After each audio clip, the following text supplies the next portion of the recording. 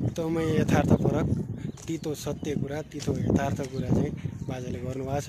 यो भिडियोमा बाजेको कुरा सुनौँ है त। छोरीले डाक्टरमा नाम निकाली, डाक्टर हुन 70 लाख लाग्यो हो। 70 लाख रुपियाँ लगानी गरेर पढाइ पास गरे भोलिपल्ट मेडिकल काउन्सिल पास गरी पाटन हस्पिटलको स्थायी डाक्टर कोठा पुगी। उसको बिहे गरेका थिएन, छोरीभन्दा 2 वर्ष जेठो रहेछ। उसले आई लभ यु भन्दियो होइन। केटो जात पनि मिलेको, थर पनि मिलेको, विरासत पनि मिलेको होइन, आनी बानी पनि राम्रो, पढाइ लेखाइ पनि भएको। दिने कि नदिने? दिनु पर्यो होइन। घर डान्समा फेरि अर्को 30 लाख खर्च गरेर बिहे पनि गरिदिने। 1 करोड गयो हो। अब आएको तलब कसलाई? जयलाई। छोरीसँग माग्न मिल्छ? अनि घर धितो राखेर छोरीलाई डाक्टर पढाएको, चिस्ता कसका भागा? अनि मुटुमाथि ढुङ्गा राखी हाँस्नु पर्या छ।